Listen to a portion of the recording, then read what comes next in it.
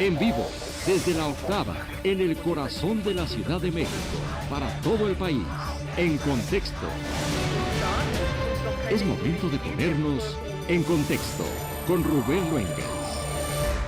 El abusador de menores, conocido de manera aberrante como el apóstol de Jesucristo, líder de la Iglesia de la Luz del Mundo, ha dicho que a pesar de lo que hizo, abusos sexuales, golpear, torturar, secuestrar y maltratar verbalmente y psicológicamente a sus víctimas, nada de eso va a detener a su iglesia, que se mantiene firme y unida. ¿Recuerdan estas cínicas declaraciones aquella famosa frase del escritor británico Robert Louis Stevenson? Odio al cinismo más que al diablo, a menos que ambos sean la misma cosa.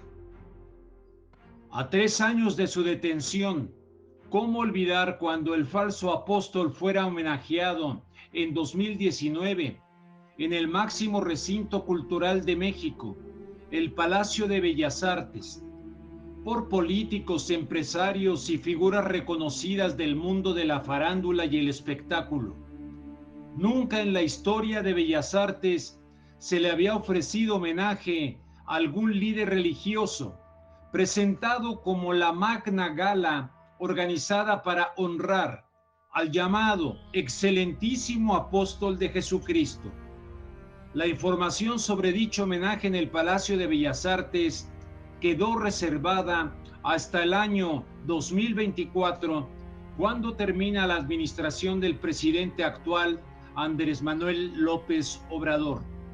Así empezamos en contexto. En contexto. 81.400 personas.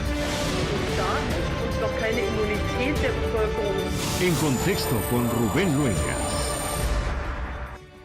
¿Qué tal, estimados amigos? Me da mucho gusto saludarles nuevamente aquí en Contexto, en este espacio de la Octava. Muy buenas noches, bienvenidos. Y nos vamos con este hombre que casi, además de apóstol de Jesucristo, casi Su Alteza Serenísima. Para muchos que desgraciadamente pues siguen engañados con este hombre, cuyo paralelismo con personajes como aquel sacerdote Marcial Maciel de los Legionarios de Cristo, vamos a tratar más adelante con Alberto Atié. Pero les recuerdo que ese mismo año en el cual le abrieron por primera vez en la historia del Palacio de Bellas Artes a un religioso las puertas de este recinto cultural, fue en el 2019. Y el 3 de junio de ese año fue detenido este señor Nazón Joaquín García, líder de la llamada Luz del Mundo. Fue detenido allá en Los Ángeles, California, acusado de abuso de menores y trata de personas. Pero algunos de sus fieles dirán que milagrosamente, pero hubo ahí una serie de arreglos. Lo han condenado únicamente a 16 años de cárcel, pero a fin de cuentas lo condenaron, cosa que no ocurrió, por ejemplo, con Marcial Maciel, que recibió la protección de la alta jerarquía de la Iglesia Católica. Voy con mi compañera Bianca Aguirre para que nos presente un aspecto de esta situación de la Iglesia de la Luz del Mundo y regresamos. Esto es En Contexto aquí en La Octava. El pasado miércoles 8 de junio, la Corte Superior de Los Ángeles, California, sentenció a 16 años 8 meses a Nazón Joaquín García, líder de la Iglesia La Luz del Mundo. Esto por haber abusado sexualmente de 3 menores de su congregación. Durante 6 horas de audiencia, fueron narrados testimonios desgarradores que acusaban a Nazón por diversos abusos, entre ellos violaciones sexuales. Xochitl Martín, una de las víctimas, habló al respecto. Escucharon los testimonios de las niñas, de cada una. No entiendo qué pasó, no entiendo. Ellos escucharon y vieron las evidencias. Ay, ya les dije, vamos a llevar la federal. Y vamos a ir juntos, ¿no? Mi madre, es que esto se acaba. No se acaba. No, mi madre, Aquí está Héctor. Dicha sentencia provocó la indignación por parte de las víctimas y familiares de las mismas, ya que fue derivada del acuerdo al que llegaron la Fiscalía de California y los abogados del líder religioso para evitar ir a juicio y así poder reducir su condena. Es la voz de Sergio Mesa, expastor de la Luz del Mundo y tío de 2 menores abusadas por Nazón. Los delitos son muy graves, que ameritan 100 años o cadena perpetua. Entonces, tanto ellas, víctimas, como yo, como todos, estamos esperando una sentencia de 50 para arriba, pero no 17. Entonces, en esta forma nos sentimos pues decepcionados. No sé si con quién, si con la justicia o se terminó con algo monetario, no sabemos. En 1997, Moisés Padilla, quien también fue miembro de dicha iglesia y por los mismos actos, presentó una denuncia en México en contra de Samuel Joaquín Flores, papá de Nazón. Ellas hablarán y tendremos más fuerza, porque esto lo empezamos no ahorita, eso lo empezamos. Muchas víctimas en 1997 quisieron matarme, quisieron callarme, me dieron 68 puñaladas a mi cuerpo, perdí mi sangre y tuve que venir arrastrándome a pedir asilo político en este país. Me lo dieron, pero Dios me permitió estar aquí. Continuamos la lucha. A través de un comunicado, el Ministerio de Comunicación Social y Relaciones Públicas de la Luz del Mundo destaca que desde 2019, cuando fue aprehendido su líder religioso, fue sometido a un proceso en el que se suprimieron, escondieron, fabricaron y alteraron pruebas, destacando que si no hay derecho a evidencias, no puede haber un juicio justo. Para La Octava, Bianca Aguirre.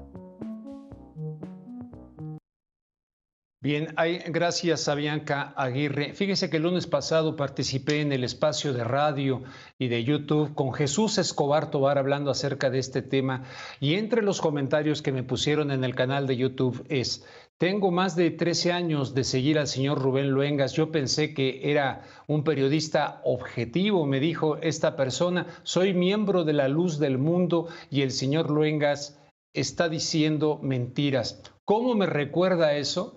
Cuando yo, siendo católico, hablaba con católicos acerca del padre Maciel, cuando Alberto Atié empezó a revelar y a dar a conocer, bueno, se le fueron a la yugular a Alberto Atié, en aquel entonces sacerdote, y se le fueron a la yugular a todos los periodistas que aquí en México estuvieron haciendo una labor extraordinaria para dar a conocer. Recordarán el Canal 40, que ahí fue el acabose porque adiós comerciales, el poder de aquellos hombres. Bueno, algo parecido está ocurriendo con algunos miembros de esta feligresía de la llamada Iglesia de la Luz del Mundo. No lo pueden creer, no lo quieren creer. Pero pues ni modo, no se trata de objetividad o de subjetividad, se trata de que ahí están los hechos, pero no lo quieren ver. Recibo con mucho gusto esta noche de sábado, aquí en Contexto, Alberto Atié. Actualmente se desempeña como activista contra la pederastia clerical y no clerical, defensor de los derechos humanos en términos generales, y me da mucho gusto saludarte, mi querido Alberto. Muy buenas noches, aunque te estoy dejando de ver en pantalla. Ándale, ahí estás. Alberto, buenas noches. Buenas noches, Rubén. Qué gusto saludarte igualmente, con mucho gusto. Gusto de verte. Bueno, igualmente, Alberto, ¿por dónde le quieres entrar, Alberto, a este tema directamente? Primero con la Luz del Mundo o este interesantísimo paralelismo, incluido en este artículo que incluso me mandaste de La Jornada, donde fue desarrollado el tema por un autor del paralelismo, por ejemplo, con Marcial Maciel, un tema que pues a ti te costó tanto denunciar. Pues mira, yo he tratado de mencionar cuantas veces he podido de que existen 3 niveles diferentes de responsabilidad a los cuales hay que tratar de entender y luego ver su nivel y grado de responsabilidad, incluso judicial, es decir, penal o administrativo. Hay que verlo. Yo diría que son penales porque se trata de delitos graves, pero bueno, ese es un tema que no me compete a mí como especialista o experto, más que tratar de apuntalar. El primer nivel tiene que ver tiene que ver mucho con el tema de la acción de la Comisión de Delitos Directos, es decir, lo que están tratando de adjudicarle a este hombre Nazón Joaquín, que yo estoy de acuerdo que los ha cometido él, su padre y su abuelo, con base en datos hechos con estudiosos como René y un discípulo de ella y de otro amigo, Fernando González. Pero bueno, ese es un tema que es un poco lo que habría que ver, que aquí en México no hemos logrado todavía llevar a un juicio competente a Nazón ni a Maciel, que ya murió. Y lo que más hemos logrado es llevar a ciertos sacerdotes que han cometido delitos de abuso sexual. No sé si tú has podido ver en Netflix o por fuera de Netflix una diferente serie que tiene que ver con los mormones y la forma de operación. Y en ese sentido creo yo que se asemeja mucho el caso Maciel, el caso Nazón y el caso Warren con los mormones que abusaban de niñas y de niños desde muy pequeños, efectivamente. En el caso Maciel lo podríamos ver por antecedentes o lo podemos ver por cuestiones de fragilidad de las niñas y los niños y también de desvío de la sexualidad de Maciel, y en el caso de Nazón y en el caso de Warren y otros, en esa parte del desvío de la sexualidad, ¿no?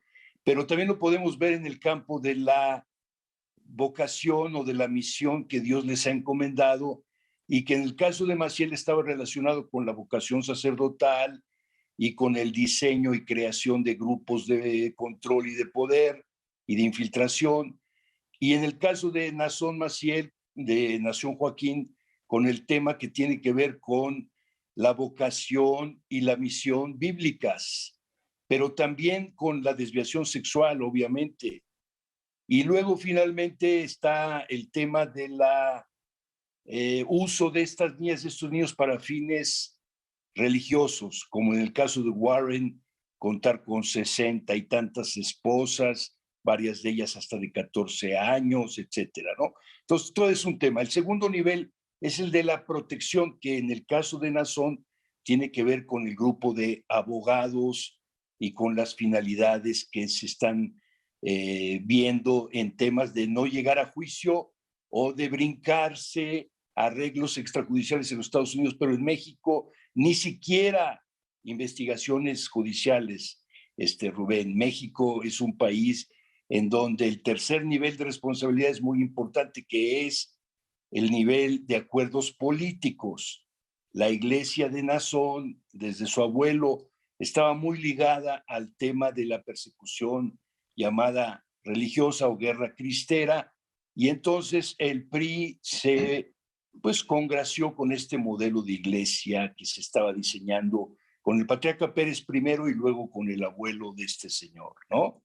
Con fines obviamente políticos, de control político religioso en México, porque la Iglesia Católica, por lo menos en algunos aspectos, no se prestaba a un acuerdo político que ellos estaban buscando. Alberto, antes de preguntarte, bueno, ahí te van dos preguntas. Te voy a preguntar sobre si el ámbito de lo religioso es un ámbito propicio, dúctil, para que se den este tipo de manifestaciones de abusos sexuales, psicológicos, tortura, etcétera. Porque pues el Maciel era una verdadera fichita y este hombre pues no se queda atrás. Ese sería uno, pero ¿qué opinas también de que en esta administración del presidente Andrés Manuel López Obrador se le abre por primera vez el recinto del Palacio de Bellas Artes a un personaje religioso de esta naturaleza? Y no solamente eso, sino que ante la solicitud de la sociedad de investigar por qué, han reservado hasta que termine esta administración, argumentando como excusa que se trataría de que hay una investigación en curso y que por lo tanto hasta que termine esta administración se podrá saber por qué le abrieron estos políticos de Morena el Palacio de Bellas Artes a un personaje que ahora está en la cárcel en los Estados Unidos. Pues mira, Si te parece, comenzamos con el primer tema, que es, si se trata de un problema solo religioso, te diría no, es un problema más bien humano, es decir, de desviaciones sexuales en la humanidad de las personas, porque encontramos casos como el de NXIVM, encontramos casos como el de Maciel en la Iglesia Católica, como el de Nazón en la Iglesia de la Luz del Mundo. Encontramos también el Me Too, que tiene que ver con los deportes, los scouts, en el caso de Europa, en donde también están grupos de niños y niñas en situaciones de vulnerabilidad, que este es el tema, ¿no? El tema es, y se ve clarísimo en el caso de Nazón Joaquín y de Maciel, en donde las niñas y los niños, o los niños y las niñas, en este caso depende un poco de quiénes, se encuentran en situaciones de vulnerabilidad. ¿Qué quiere decir eso? Aislamiento o vulnerabilidad familiar. Es decir, situaciones en las cuales las niñas y los niños se encuentran en situaciones de necesidad de afecto, con autoridad.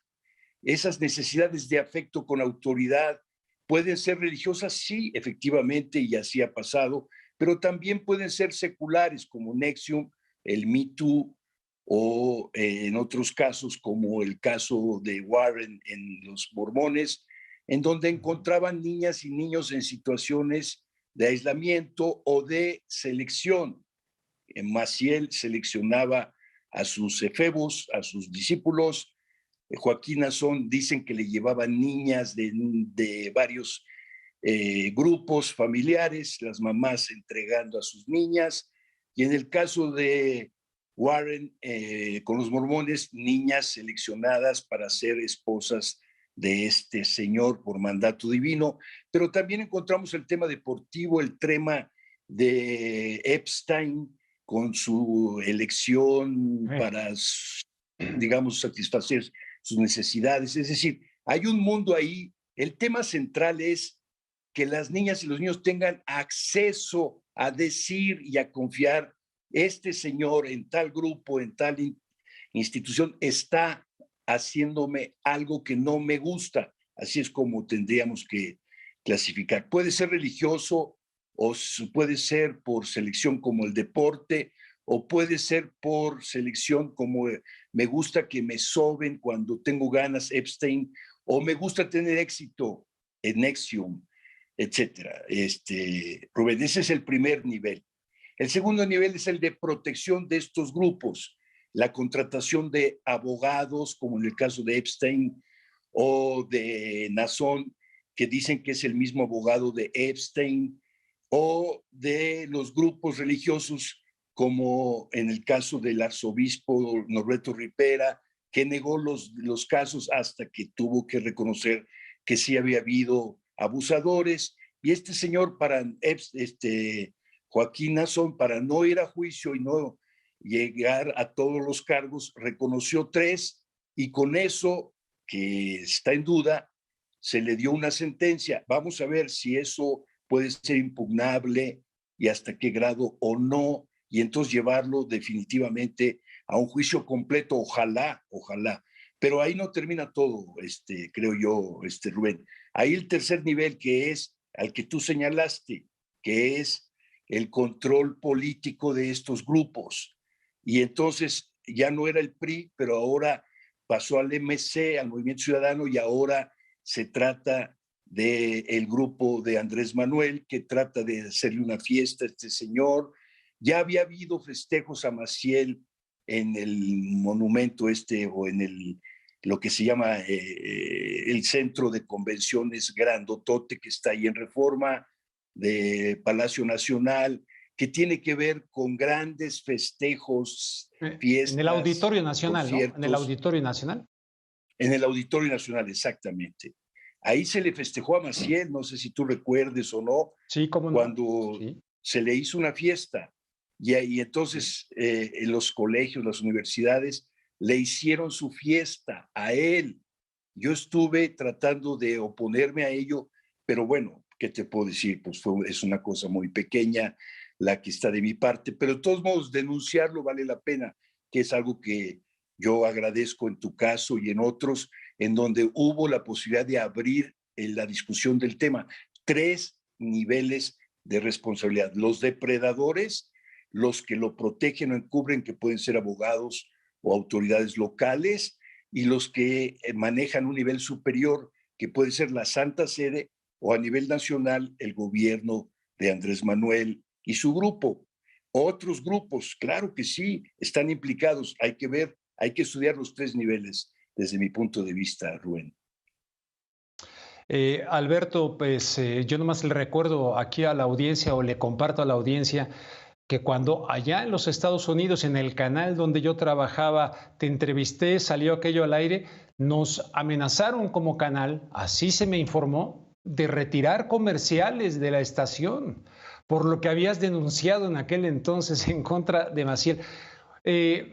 Tremendamente, o sea, se da el factor poder, el factor religioso, el factor, pero la gente le cuesta tanto trabajo. Resulta que no soy objetivo, dice una persona que me ha seguido durante 13 años, miembro de la Luz del Mundo. Pues Rubén, yo te diría que como especialista en medios, que tú lo eres y lo haces bien, tienes tu papel. No te toca ni el papel de fiscal ni el papel de juez, y qué bueno. Ahora, lo que sí tendríamos que preguntarnos es por qué en México no se pudo o no se ha podido llevar a Nazón, no solo a Nazón, a otros también, ante autoridades competentes. Y en el caso de los Estados Unidos, ¿por qué se parcializó? En ambos casos, la importancia o el poder o la prevalencia se le da a conservar la imagen del abusador. En México ni siquiera se lleva ante autoridades competentes. En Estados Unidos se lleva, pero se logra un acuerdo que se llama extrajudicial y no se termina y no acabamos de saber toda la verdad, que sería lo primero. Y lo segundo, qué responsabilidad le toca frente a quien ha cometido este tipo de delitos. Yo diría, no solo de daños a niños, que sería lo primero, ojalá, sino también de protección de pederastas. En este caso de Nazón parece ser que no tiene que ver solo con el abuso a niños, sino también con el lavado de dinero, con la pornografía infantil, con la trata de personas, etcétera, una serie de delitos que tal vez no lleguemos a contemplar analizados en un tribunal. Ojalá sí, porque la problemática no es solo el abuso de los niños, sino también el uso de estos para diferentes fines, que son pornografía y prostitución infantil o trabajos forzados a nivel infantil, como es en el caso de la Luz del Mundo. Dicen que trabajan también sin recibir ningún salario y no les importa la edad, ellos determinan la edad según principios religiosos, y yo creo que eso ya no está bien en sociedades modernas. Debe ser preestablecida la edad de acuerdo con criterios de la Convención Internacional de los Derechos del Niño. Y luego el segundo nivel es el de encubrimiento, que hay varios tipos de encubrimiento. El de Nexium, a este Raniero se tuvo que llevar a los Estados Unidos, porque aquí en México, aunque había gentes implicadas, todavía no sabemos bien qué grado de implicación de abuso se cometían en contra de ellos, detrás de ellos quién estaba protegiéndoles. Y luego el tercer nivel es ¿con qué fines, con qué objetivos se hace todo esto? Que es un gran tema, Rubén, que ojalá algún día podamos, si quieres, platicar, que es ¿para qué todo esto? ¿Para qué el caso Maciel? ¿Para qué el caso Nazón y sus iglesias? ¿Para qué los encubrimientos parciales y locales? ¿Para qué los acuerdos extrajudiciales? ¿Para qué y quiénes están implicados más arriba? Sí, yo creo que sí. Allí entra mucho Morena, incluyendo al presidente, que un día dijo, y yo lo cuestioné, no voy a meterme en el tema de desequilibrar las relaciones iglesias-Estado, porque eso va a generar mucho ruido y no quiero entrar en ese problema. Y yo creo que eso es parte de esto. El caso de Salgado Macedonio es también parte de esto, etcétera. Y lo mismo se refiere al tema de Estados Unidos. ¿Por qué en Los Ángeles se detiene a este señor y luego los delitos que él cometió ahí no se toman tanto en cuenta, se llega a un acuerdo? Entonces la finalidad es otra y están otros grupos de por medio, no solo la justicia para con las víctimas, que parece que queda pendiente, sino también el uso de este golpeteo y que hace que los representantes de la iglesia aquí en México saquen un comunicado diciendo: a pesar de todo, seguimos creyendo en nuestro apóstol y lo seguimos defendiendo y amando y venerando. Y es deplorable eso, pero así es, Rubén. Sí. Hay que platicar sobre esto con mucho gusto. Y ha dicho recientemente, ¿no?, que no, a pesar de lo que él hizo, que la iglesia sigue firme, sigue sólida y va a continuar con su misión, algo muy parecido a lo que dijeron los legionarios de Cristo antes de que saliera toda la verdad respecto a aquel caso verdaderamente vergonzoso. Alberto Atié, te mando un fuerte abrazo y te agradezco mucho esta participación aquí en Contexto en la Octava. Igualmente, gracias por abrir el espacio y cuando quieras podemos volver a dialogar. Saludos. Saludos, Alberto Atié, con mucho gusto, sí le continuamos. Estimados amigos, es el momento de hacer una primera pausa esta noche de sábado en Contexto, en este espacio de la Octava. Regreso con una mesa de análisis. Regresamos en Contexto. Ahora la Octava es 100% digital. No te pierdas la nueva programación del canal de la Octava en YouTube. Conoce todos los detalles de la información del día en los noticieros de Luisa Cantú y Jesús Escobar. Empápate de los sucesos que mueven al mundo a través de Debatiendo con Carlos Castellanos, En Contexto con Rubén Luengas y El Octágono con Hernán Gómez. Sal al encuentro de grandes personajes a través de El Lado B con Edgar Estrada. La historia y el pulso ciudadano de México en El Conversatorio con Daniel Rosas. El Día Que y Crónica Urbana con el equipo de reporteros de la Octava. Y Revelaciones. Todo esto y más aquí, en el canal de la Octava en YouTube. Ahora la Octava Noticias es 100% digital. Presentamos El Conversatorio con Daniel Rosas. Estos actorcillos que ahí andan ahora preocupados por el Tren Maya. Un espacio donde tú eres parte fundamental. Pregunta lo que quieres saber directamente a nuestros invitados. Y el tema de los bombos, pues expropiamos el terreno, encarcelamos a un clan. Todos los jueves a las 9 p.m. a través de nuestro sitio web y canal de YouTube. La Octava, periodismo de verdad. Ahora la Octava Noticias es 100% digital. Entrevistas con enfoque personal, divertido y muy humano. Entérate de los gustos, qué piensan y sueñan los políticos y funcionarios más allá de su compromiso con la nación. Pero me encanta ir a la vieja. Todo el día es latino. Willy Colón, Blades. El Lado B con Edgar Estrada. Todos los miércoles a las 8 p.m. a través de nuestro sitio web y canal de YouTube. La Octava, periodismo de verdad. Continuamos en Contexto. Estamos aquí de regreso, estimados amigos. Esto es En Contexto, aquí en La Octava. Y hay que preguntarle directamente a quienes han estado involucrados en este problema para conocer todos estos abusos que la prensa ha revelado al interior de la Iglesia de la Luz del Mundo. Tengo comunicación con dos personas que formaron parte, integraron esta iglesia y además son demandantes de Nazón Joaquín. Me refiero a Sharim Guzmán, a quien le doy la bienvenida. Sharim Guzmán, muchas gracias por estar esta noche aquí en Contexto. Y a Francisco Espinosa. Bienvenidos ambos. Además nos acompaña el doctor Elio Masferrer Khan. Él es antropólogo de las religiones, profesor e investigador emérito de la Escuela Nacional de Antropología e Historia, de tal suerte que Elio Masferrer Khan, muchísimas gracias también por estar esta noche con nosotros. Voy primero con las personas directamente afectadas y que demandan a este líder de la Iglesia de la Luz del Mundo, Sharim Guzmán y Francisco Espinosa. ¿Qué nos pueden compartir como testimonio? Una vez que yo estaba comentando al principio del programa que hay mucha gente que es integrante de la Iglesia de la Luz del Mundo, que por ejemplo a mí me han dicho, usted no es objetivo, está diciendo mentiras. Bueno, estamos informando. ¿Qué dicen ustedes? Pues buenos días, ¿qué tal? ¿Cómo están? Gracias a tu auditorio. Sí, ciertamente nosotros somos denunciantes de Nazón Joaquín ante las autoridades. Por mi parte, yo soy denunciante ante la Fiscalía General de la República y mi esposa es una persona que fue afectada directamente por Naasón Joaquín y fue quien denunció a Naasón Joaquín primeramente en California y después en México. Primeramente en California y después en México. ¿Qué pasó con la demanda en México? Porque en California, como quiera que sea, no es lo que esperábamos, pero como quiera que sea, sí se le tocó al personaje. Pues, como te comento, es una denuncia ante la Fiscalía General de la República, la cual se realizó en junio del 2019, después de la detención de Naasón Joaquín.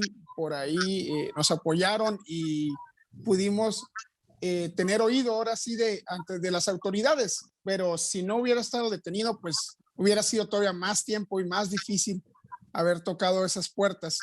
Mi esposa desde el 2016, 2017 inició este camino de lucha, buscando y tocando puertas con las autoridades, con los medios de comunicación, pero llegó el 2018 y fue donde fue la primer denunciante ante la Fiscalía General de California. ¿Y nos puedes compartir qué fue lo que, hasta donde se pueda, no sé, sin entrar en detalles, lo que tú quieras, lo que cometieron en contra de tu esposa? Mi esposa, Xochitl Martin, todos nosotros, quiero profundizarte en esto, nosotros somos nacidos y creados dentro de la institución La Luz del Mundo. Yo en mi caso soy una tercera generación de La Luz del Mundo que nació ahí. Esto inició con mi abuela, mi madre y tu servidor, y mi hija era cuarta generación. En el caso de mi esposa, ella era quinta generación, ella se creó directamente, nacida igual en La Luz del Mundo, pero ella desde muy corta edad fue llevada por quien era su tía y quien la crió como una madre, a Samuel Joaquín, el padre de Naasón Joaquín, ya para que fuera preparándola para ser su doncella, para realizar actos de bailes para el apóstol en turno. Posteriormente, a los 16 años, ella inicia colaborando con Naasón Joaquín y es cuando inician sus abusos sexuales. Hasta que salimos y escapamos de esa secta, que fue en 2016, alrededor de los 30 años. Bien, estoy un poquito confundido. ¿Tú eres Sharim? Así es. Bueno, gracias, Sharim. Paso con Francisco Espinosa también para que nos ofrezca su testimonio como víctima también directamente de esta organización.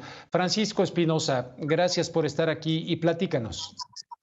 Les agradezco el espacio que nos han brindado a mí y a Sharim. Soy denunciante fui afectado por La Luz del Mundo y por Naasón Joaquín, y denuncié con la Fiscalía en el 2019 lo que pasó, lo que yo viví. Lo que yo quiero que la gente sepa y que la gente se entere y que ponga atención y escuche es que estas sectas, esta organización se maneja como una organización que es muy bondadosa, que es muy humanista, que hacen muchos trabajos para ayudar al necesitado. O sea, ellos así se manejan, pero en realidad se tapan con la Biblia, se excusan con la religión para cometer esos crímenes de los que se le acusó a Naasón Joaquín García. En específico, ahí, desde el tiempo que esta secta está fundada, en el tiempo que empezó la secta, el fundador Aarón Joaquín Eusebio, que se cambió después el nombre Aarón, desde ese tiempo hasta esta fecha, nunca dejaron de cometer esos crímenes. Siempre hubo rumores, siempre hubo personas que salieron a denunciar, personas que salieron a hablar, y por una razón o por otra eran silenciados, tenían miedo, pero ahora en este tiempo ya no les tocó, no pudieron hacer lo que hicieron en esos tiempos, y eso es muy importante que la gente sepa, que la gente se entere Donde quiera que haya una iglesia, una iglesia de la luz del mundo, hay un peligro para la comunidad y para la niñez. ¿Por qué? Porque estas gentes así se manejan tratando a las personas y llevándole a las muchachitas, a los jovencitos, a los niños, a los apóstoles como ofrendas sexuales. Lo digo porque a mí me tocó vivir, yo estoy viviendo en carne propia lo que es esta secta, lo destructiva, lo dañina, lo peligroso que es para la comunidad y para los niños, y es necesario que las autoridades de todos los países donde esté la luz del mundo estén en alerta y estén monitoreando a esta secta, que no es ninguna religión. Nosotros no tenemos nada contra la religión. Es una secta que se maneja como religión, como iglesia, pero es una secta de crimen organizado, de trata de personas, donde se cometen infinidad de crímenes. Tremendo lo que nos estás diciendo, Francisco, porque justamente la Iglesia de la Luz del Mundo nunca ha querido aceptar el calificativo de secta, y mucho menos de secta destructiva. Permítanme pasar con el doctor Elio Masferrer Can. Como decía, antropólogo de las religiones, profesor e investigador emérito de la Escuela Nacional de Antropología e Historia. Doctor, ¿es correcto referirnos a esta iglesia como secta o secta destructiva? Buenas noches. Lo que sucede es que, de alguna manera, el concepto de secta se utiliza técnicamente para referirse a grupos que se consideran que son los únicos salvados o elegidos por Dios, ¿no? En esa perspectiva, la luz del mundo plantea que ellos son la Iglesia Cristiana restaurada y que toda la gente que vivió antes que se fundara esta iglesia en 1926 está en el infierno, está perdida, porque ellos, o sea, entonces entrarían en esta definición de considerarse los únicos salvados escogidos por Dios. Luego, el otro asunto, el concepto de cult o secta destructiva se aplica a grupos que pueden tener estructuras sectarias, pero que dañan a los, producen ciertos daños o incluso ha habido cosas más fuertes a sus feligreses, ¿no es cierto? O a terceros también. Entonces, en esa perspectiva, entraría en estas categorías. El detalle es que, en definitiva, una cosa es el liderazgo y otra cuestión diferente son los miembros de la iglesia, que son, bueno, no sé cuántos serán, porque esa cifra de los 5 millones, en lo personal, yo nunca la reconocí, ¿no es cierto? Creo que no da para tanto, pero son miles y miles de personas que de alguna manera pueden estar siendo sorprendidas o burladas, etcétera, igual que los que están en este momento hablando con nosotros, ¿no es cierto? Que entraron ahí pensando que era algo, una estructura piadosa vinculada a la salvación de las almas, etcétera, y encontraron que era un infierno, ¿no? Doctor, Francisco utilizó el concepto de crimen organizado. Es crimen organizado. Me imagino, Francisco, que te refieres a la cúpula, ¿no? A los líderes, no a la feligresía como tal. Exacto, sí. Yo cuando hablo de crimen organizado me refiero a la cúpula, a los que están ahí con Nazón, a los obispos, a los pastores, a las personas que tienen un cargo en la iglesia. No me refiero nunca y jamás me he referido a los hermanos que eran de banca como yo, como toda la feligresía. Me refiero a la cúpula, a las cabezas de la iglesia, a los que mueven las cosas políticas, a los que mueven el dinero, a los que, como por ejemplo ahorita, ahí tienen canales en YouTube donde están, del batallón cibernético, tienen canales donde se dedican a atacar a todos los que hemos salido. Entonces están bien organizados ellos están bien organizados por donde sea. Ellos tienen gente donde sea, entonces por eso es que yo los llamo que es crimen organizado, porque están bien organizados ellos. Sí, doctor, en ese sentido, pues sí suena a crimen organizado, ¿no? Muy bien organizado. Bueno, digamos, El problema es que generalmente este concepto se aplica a otras estructuras, ¿no? Pero en definitiva podríamos decir que hay una red de ocultamiento, de complicidades, etcétera, ¿no? Y de, o sea, las estructuras religiosas generan cúpulas y esas cúpulas suelen tener un conjunto de podríamos decir, secretos compartidos y también se involucran en un momento dado en violaciones a los derechos humanos, etcétera, ¿no? Creo que ese es el problema más complicado, ¿no es cierto? Porque en definitiva hay señalamientos, acusaciones, etcétera, y lo único que hacen es descalificar a las personas que hacen los señalamientos, como los que nos están acompañando, en vez de tratar de arreglar el asunto. El problema es que en este caso estamos ante una estructura dinástica que se reproduce a sí misma, se elige a sí misma, se legitiman ellos mismos, son todos miembros, abuelo, nieto y papá de la misma persona, etcétera. Entonces, todo esto genera una red de complicidades y en definitiva el asunto está en que no es lo que dicen que es, ¿no es cierto? Y la gente con toda legitimidad se siente engañada y además, en definitiva, lo que para ellos puede ser un comportamiento propio del líder, en definitiva, en términos jurídicos es un abuso, ¿no? O sea, son actos de pederastia, etcétera, ¿no? Y ahí esa es la razón por la cual el juez Nazón reconoció su complicidad y el juez le dijo que era un pederasta serial, ¿no?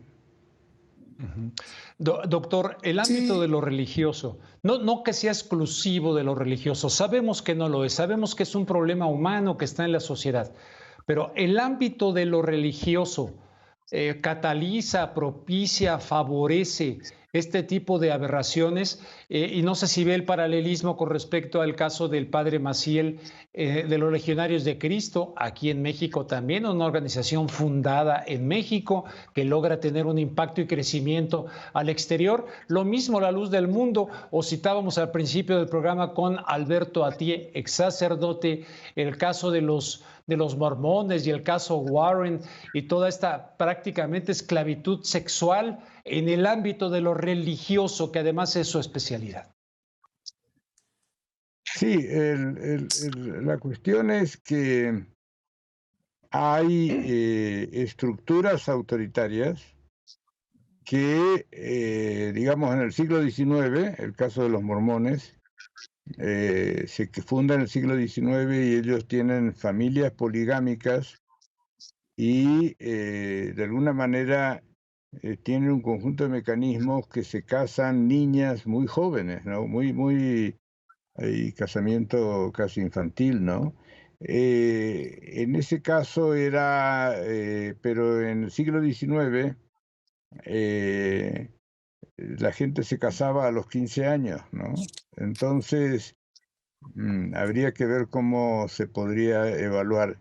Pero aquí estamos en el siglo XXI, ¿no? Entonces, en esa perspectiva, cualquier tipo de liderazgo, por más apóstol o descendiente de un personaje divino que se presenta, en definitiva está cometiendo delitos, está haciendo actos ahora que están tipificados como delitos. Ahora, el asunto es que la Iglesia de la Luz del Mundo tiene 96 años de trayectoria y de alguna manera siempre ha pasado lo mismo. Entonces, el problema que hay es que la gente piensa que es una cosa, de acuerdo al discurso institucional, y como después le pasa aquí a los amigos que nos acompañan, pues resulta que era exactamente lo opuesto, ¿no?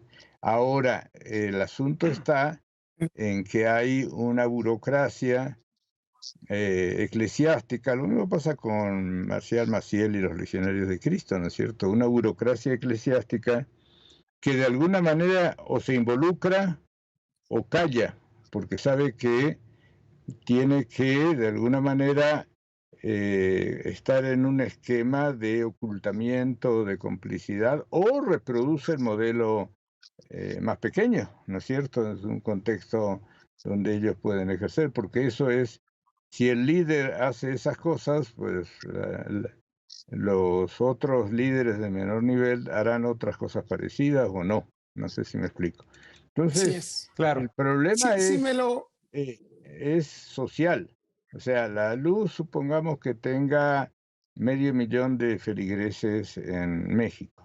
Entonces, el asunto está cómo se conjuga la justicia con lo político, porque una estructura que tiene 500,000 de personas es un problema político para cualquier político, sean estos, los que están ahora, los que estaban antes, etcétera, porque el patrón de ocultamiento viene de hace mucho tiempo, ¿no es cierto? No es.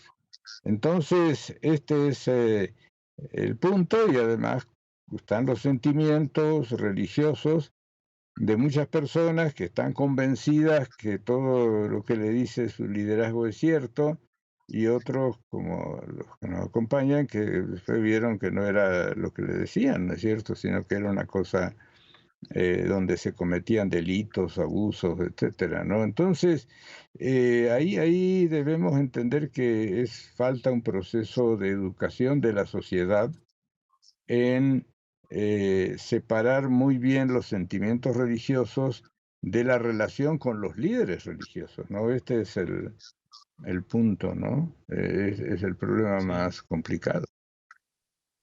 Francisco, parece que querías decir algo. Sí, perdón. Perdón.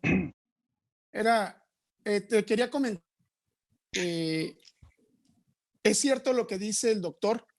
La Luz del Mundo es una institución de casi 100 años que vive políticas internas de 1926.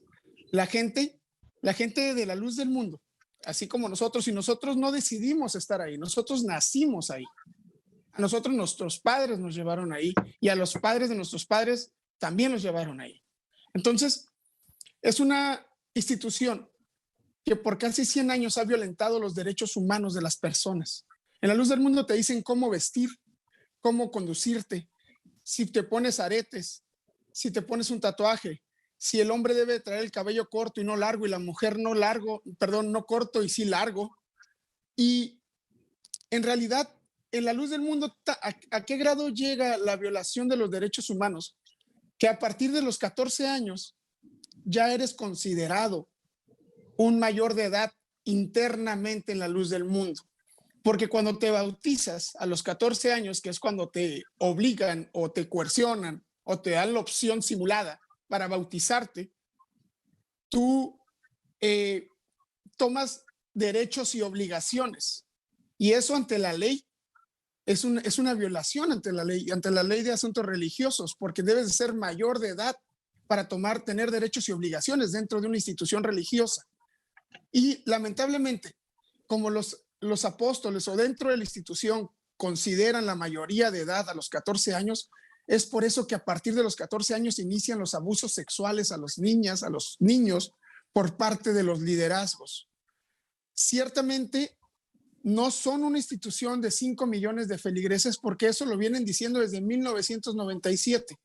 En 1997, ellos en un comunicado decían ser 5 millones y con un crecimiento anual del 15%. Si eso fuera real, que todavía lo sostienen, fueran alrededor de 80, 90 millones de miembros. Y vamos en otro punto, respecto a la membresía. Dicen ser 1,800,000 miembros en México, y el INEGI da un reporte de 200,000, máximo de 190,000 miembros. No puede ser que el 90% de la iglesia no haya dado o dicho ante el INEGI que no son miembros o no hayan sido censados, ¿no? Entonces, hay otro punto clave. cuando ellos realizan su magna conmemoración, que es la Santa Cena, acuden alrededor de 500,000 miembros en total, según los números de la Luz del Mundo. Y si en México son 1,800,000, prácticamente faltaron a esa conmemoración 1,500,000 personas que viven en México.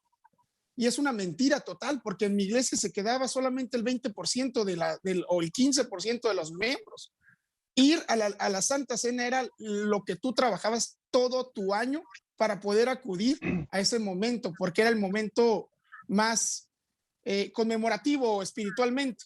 Y por último, en el tercer punto que te quería comentar, sí, la Luz del Mundo en Estados Unidos ya es considerada una empresa, no es considerada una institución religiosa. Eso lo dictó un juez hace un año, donde mi esposa tiene una demanda civil por un caso RICO. El caso RICO es de crimen organizado. De esa manera derrocaron a las familias italianas en los años 80 y es la misma demanda civil que se tiene, que inicia en en septiembre. Esto te lo comento porque ya es considerada la Luz del Mundo una institución de crimen en Estados Unidos, y en México es investigada por la Fiscalía General de la República por el mismo tema, crimen organizado a través de la CEIDO. ¿Por qué? Porque ellos han realizado la trata de personas, el lavado de dinero, el abuso sexual, el utilizar a las personas para otros fines, no solo explotación sexual, sino también laboral. Entonces, la Luz del Mundo tiene está tipificada de muchos delitos, no solamente el abuso sexual, que es lo más fuerte, yo sé personalmente, pero lamentablemente adentro la gente no se da cuenta y no nos dábamos cuenta que estábamos siendo violentados nuestros derechos y que estábamos siendo tratados laboralmente. Fíjate que, a ver si lo muestra por aquí en pantalla Ricardo, y si no, aquí se los comento. Recientemente el periódico El País, mire, aquí está el periódico El País publicando amenazas de muerte, familias destruidas y acoso en nombre del apóstol, sobrevivir a la Luz del Mundo. Y luego dice, antiguos miembros cuentan cómo salieron de la congregación y el precio que han tenido que pagar por romper el pacto de silencio que protege a la cúpula de esta organización. Ahora sí, Francisco, ¿qué nos comentas de esto? Amenazas de muerte incluso. Es algo que yo he vivido desde que me salí día tras día. Amenazas horribles, o sea, horribles, feas, ¿no? Amenazas fuertes. Yo todas esas amenazas, yo las he denunciado, las he denunciado en 2 estados de aquí de Estados Unidos, en el estado de Colorado y en el estado de aquí de California. Eso es lo típico que hacen ellos. Cuando tú te sales y rompes el silencio y hablas de lo que tú sabes y lo que has vivido, es lo primero que van a hacer. Tratar de amenazarte, de amedrentarte, de perseguirte. A mí me han amenazado infinidad de veces y siempre que tengo un espacio, ya sea en los medios de comunicación, yo siempre voy a decir y voy a dejar claro esto. Yo, Francisco Espinosa, fui miembro de la Luz del Mundo. Y yo no tengo enemigos, pero si algo me llega a pasar a mí, los culpables van a ser ellos, porque me han amenazado infinidad de veces y yo sé de lo que son capaces. Yo sé, a muchos los han silenciado, a muchas personas las han asesinado y nosotros sabemos de lo que son capaces y siempre se han manejado así por la impunidad, porque tienen nexos con el gobierno, tienen conexiones políticas. En México están muy fuertes políticamente y desafortunadamente a la gente le hace falta mucha educación, le hace falta que se informe más, mucha información. Por eso es de que caemos en estas organizaciones, porque nos hace falta educarnos, nos hace falta saber muchas cosas.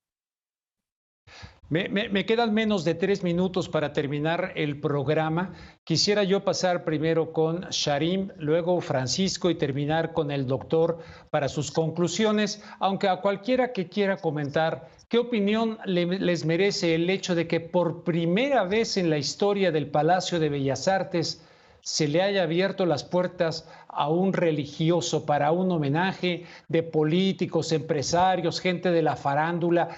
Eso a manera de pregunta mía, si lo quieren comentar o no, pero su conclusión, y empiezo entonces con Sharim Guzmán, Francisco Espinosa y finalmente el doctor Helio Masferrer Can.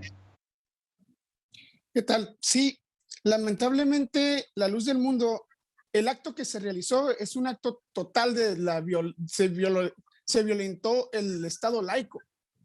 Y la Luz del Mundo por todos estos años ha venido violentando este Estado laico desde el momento en el que tienen ministros de culto siendo candidatos o diputados federales. Tiene las instituciones para realizar la Santa Cena como primarias, auditorios que son propiedad del gobierno. Se realizan actos de la feligresía, cultos dentro de la feligresía. Y por último, en este tema de Bellas Artes, quisiera comentarte, fue gestionado por el senador Israel Zamora Guzmán, hijo del obispo de la Luz del Mundo, Rogelio Zamora Barradas, quien es el presidente de la Asociación de Profesionistas y Empresarios de México, fundación o organización o asociación civil fundada por Nazón Joaquín. O sea, Nazón Joaquín se hizo un festejo, pero esto no para ahí. Rogelio Zamora Barradas, siendo ministro de culto en 1997, era diputado federal y fue quien ayudó a Samuel Joaquín a silenciar a las víctimas de 1997. Esos nexos y esas conexiones que tienen son las que facilitan para que ellos realicen este tipo de actividades. De igual manera, el diputado presidente de la Comisión de Salud, Emanuel Reyes Carmona, Fabio Castellanos y Hamlet García Almaguer son miembros de la Luz del Mundo, pero no por ser miembros de la Luz del Mundo significa que serían malos. El punto es que son facilitadores de la Luz del Mundo y de su liderazgo y de su cúpula. Todas estas personas están ligados o son familiares de la cúpula de la Luz del Mundo. Lamentablemente también hay en otros estados diputados locales, regidores. Prácticamente Jalisco, la Luz del Mundo tiene secuestrado el estado con gente de la Luz del Mundo dentro del gobierno. Y por último, decirte, hace pocos días el gobernador Alfaro dio una declaratoria donde decía que lamentaba que lo que sucedía, que se tenía que hacer justicia, pero que se preocupaba por la persona de Nazón Joaquín, que estuviera bien. Y yo le digo ahorita al gobernador, ¿por qué no te preocupas por las víctimas de Nazón Joaquín que fueron violentadas en tu estado? Señoritas, muchachitas, niños que ahorita viven en Guadalajara, en hermosa provincia, y que fueron abusados sexualmente por Nazón. O aquellas muchachas que están en California junto con mi esposa, que fue abusada directamente por Nazón Joaquín dentro de hermosa provincia, donde Alfaro ha ido cientos de veces y ha comido y ha estado con Nazón Joaquín. No es contra la feligresía. Ellos no saben. A ellos les mienten. El discurso continuo es de que Nazón Joaquín es inocente y que decidió declararse culpable para no recibir un escarnio público y que lamentablemente iba a tener un juicio injusto. A la gente de la Luz del Mundo le mienten y les han mentido por 3 años y hasta la fecha y les van a seguir mintiendo. Muchas gracias. Sharim Guzmán, muchísimas gracias por este testimonio. Francisco Espinosa. Pues lo que yo quiero agregar es que el Palacio de Bellas Artes es un recinto histórico, ¿no? Es patrimonio cultural de los mexicanos. Es algo, para mí es algo que representa mucho y es una burla lo que hacen estas personas en ir a hacerle un homenaje a una persona que ellos saben, ellos saben. El senador Israel Zamora sabe perfectamente bien qué son las prácticas y qué es lo que hacen, qué es lo que hacen Nazón Joaquín, porque su esposa es víctima de Samuel Joaquín. Y aún así se atrevieron a irse a meter a un lugar que es algo cultural de los mexicanos, algo muy importante, a hacerle un homenaje a una persona de esa talla, a un criminal, a un pedófilo, a un pedrasta. Eso te dice mucho y eso les debería de quedar bien claro y poner atención a todos los mexicanos que vivimos en México, con todas las personas que están en México, todos los mexicanos. Les debería de quedar bien claro la peligrosidad y la corrupción que está envuelta, en la corrupción que está envuelta en la política con la Luz del Mundo. Ellos ahí se han tapado, los políticos de la Luz del Mundo siempre se han cobijado, siempre han sido escudos escudos. Y si hasta ahorita las investigaciones van lentos, es porque ellos están metiendo las manos por la luz del mundo. Como lo dijo Sharim, nosotros no tenemos nada contra la feligresía, en absoluto. Nosotros lo que queremos es de que la gente se dé cuenta y no caigan en esas redes, no caigan en esas religiones, en ese lugar, que es un lugar que al final del día te va a destruir tu vida, te va a quitar tu familia. Eso es lo único que yo puedo aportar, y quiero que les quede bien claro a los mexicanos: esa secta es peligrosa para tus hijos, es peligrosa para la comunidad. Personalmente lo viví, mi amigo Sharim, mi amiga Xochitl y muchas víctimas. Es todo lo que puedo agregar. Francisco, igualmente muchas gracias. Terminamos con el doctor Elio Masferrer Can, antropólogo de las religiones. Doctor. Sí, son varias cosas, ¿no? En principio, el problema, hay un problema social, y es que probablemente 500,000 de mexicanos están convencidos de una serie de cosas de Nazón, que piensan que es víctima inocente, y están convencidos y aceptan que lo siga dirigiendo a la organización desde la cárcel. Eso es un problema muy complicado. Por otra parte, las víctimas reclaman justicia y tienen todo el derecho a la justicia, ¿no es cierto? O sea, en definitiva es eso. Y finalmente, la luz del mundo siempre tuvo una estrategia de legitimarse con el poder. Tener diputados, senadores, presidentes municipales, regidores, etcétera. Siempre tuvo esta estrategia, y de movilización de su feligresía como una clientela, ¿no? Llenarle el acto a un político, etcétera. Eso no comenzó ayer. Eso viene de hace mucho tiempo y es una estrategia de la organización, etcétera, ¿no? Entonces, ese es el problema que tienen los políticos, porque los políticos escuchan 5 millones y ya se vuelven locos, ¿no es cierto? O sea, entonces no, probablemente no sean 5 millones, estoy de acuerdo. En el censo de población da 192 millones, 192,000 miembros de la Luz del Mundo en el último, y la Luz entrenó a sus feligreses para checar que el entrevistador del censo sí pusiera Luz del Mundo, porque los del censo ponen cualquier cosa. Sale más fácil poner católico que Iglesia de la Luz del Mundo, columna y apóstol de la verdad, ¿no es cierto? Imagínense, entonces el entrevistador pone cualquier cosa. Entonces ellos... Pero, o sea, es un problema muy, muy complejo, pero nosotros debemos entender que ante todo están las víctimas, está la justicia, ¿no? Y ahí los políticos tendrán que reconocer que se equivocaron, pero creo que no es prudente partidizar que son los de tal partido o tal otro, porque si vamos a los tiempos... todos los partidos con registro en México pactaron en algún momento con la Luz del Mundo, ¿no? O sea, para decirlo, todos los políticos tienen cola que le pisan, cualquiera sea su bandera. Este es el punto. O sea, ellos tienen en el templo como un palco con vidrios polarizados, y ahí van políticos de muy alto nivel que pasan por esos túneles, ¿no es cierto? Los feligreses no los ven. Y han desfilado, no voy a hacer nombres para no compliquemos el día, pero han desfilado todos porque les interesa la capacidad de movilización de la Luz del Mundo, etcétera. Este es el asunto, que los políticos alguna vez se pongan de acuerdo que tienen que garantizar que en la sociedad mexicana lo primero es la justicia y los derechos de las víctimas, ¿no? O sea, este es lo que yo veo como el problema central, porque en eso la Luz del Mundo, como otras iglesias, ¿no? También no inventaron la pólvora, utilizan esa capacidad de movilización de la gente como estrategia de poder. Claro.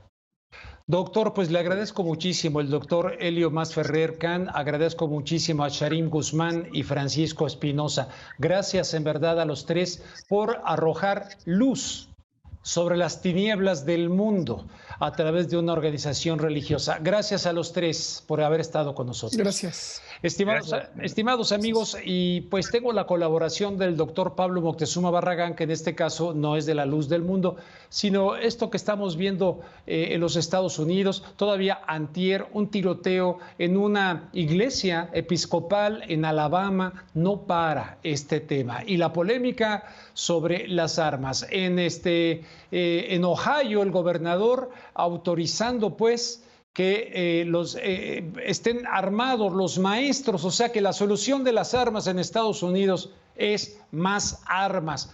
Sobre esto versa la colaboración del doctor Pablo Moctezuma Barragán. Rubén, estimada audiencia, en Estados Unidos han habido más de 250 tiroteos masivos desde enero de este año.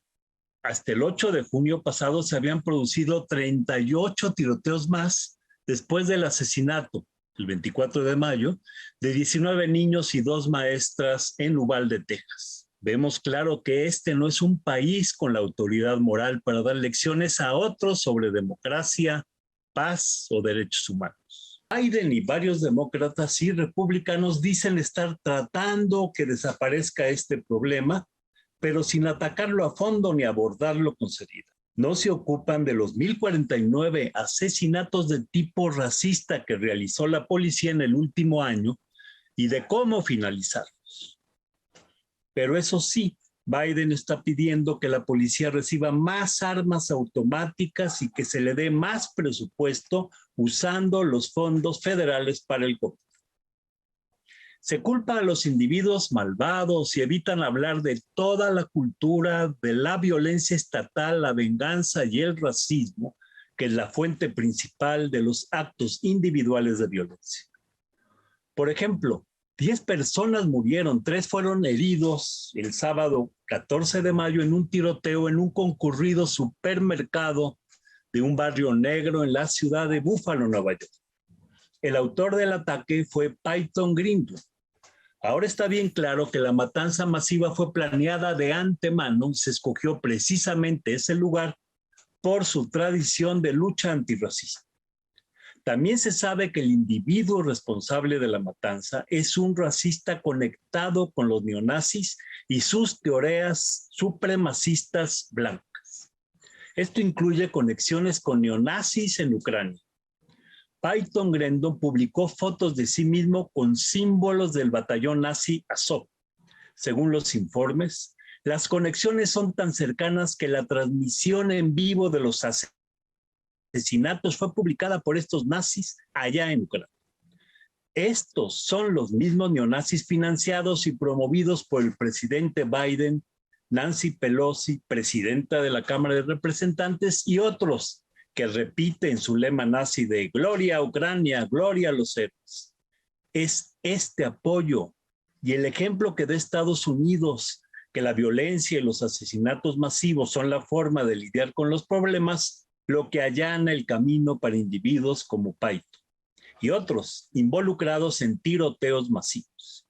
Existe una cultura de la violencia estatal, venganza y racismo que define a la sociedad estadounidense en la actualidad y es la principal fuente de los actos individuales de violencia.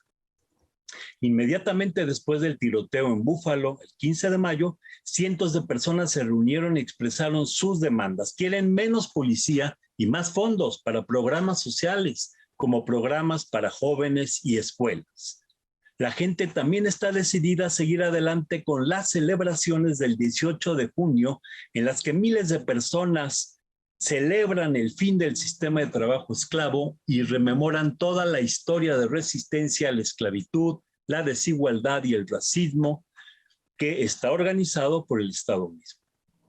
Se intenta reducir el problema a culpar a locos, pistoleros solitarios llenos de odio y maldad, porque tratan de esconder el papel del Estado estadounidense y de sus estructuras que engendran desigualdad, racismo y odio hacia quienes discriminan, ya sea al interior de los Estados Unidos o en el extranjero, y desviar la atención del complejo militar e industrial de Estados Unidos que incesantemente fomenta el armamentismo y la guerra en todos los países. Hay problemas estructurales, pues Estados Unidos tiene la tasa más alta del mundo de encarcelamiento masivo de tipo racista. Hay 6 veces más presos negros que blancos y se sufren al menos 1,000 asesinatos policías racistas cada año. Y el gobierno federal tiene el presupuesto de guerra más grande del mundo, mayor que los 8 países que le siguen combinados. Biden ha propuesto que los departamentos de policía, imbuidos de la cultura de racismo y violencia del gobierno, militaricen aún más sus operaciones. Esto se opone directamente a las demandas populares para detener la militarización y el uso de tanques y armas automáticas por parte de la policía y exigen proporcionar fondos que garanticen los derechos a la vivienda, la atención médica, la educación y para proporcionar recursos para más programas sociales. El pueblo de Estados Unidos, Rubén, quiere que finalice la violencia, quiere paz en casa y en el extranjero. Muy buenas noches. Muchísimas gracias, doctor Pablo Moctezuma Barragán, por esta estupenda colaboración para En Contexto aquí en La Octava. Y ya lo decía Martin Luther King, un gobierno que gasta más en armamento que en programas sociales está condenado a una sociedad, está condenada a su muerte espiritual. Y algo así está pasando en los Estados Unidos. Y me voy a despedir esta noche de En Contexto sabatino con una frase de Mark Twain. Mark Twain era un hombre muy politizado y que estuvo al frente de la organización antiimperialista por el caso de Filipinas. Mucha gente lo cree nada más que las aventuras de Tom Sawyer o ese tipo de obras. No, Mark Twain dijo algo que es muy socorrido, pero que es muy vigente. Es más fácil engañar a la gente que convencerle de que ha sido engañada. Mark Twain. Y con esa nos despedimos esta noche aquí En Contexto y les espero el próximo sábado, 8:30 de la noche, por este mismo espacio de La Octava. Gracias, buen fin de semana.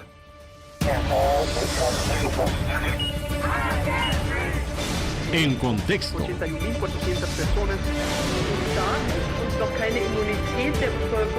En Contexto con Rubén Luengas.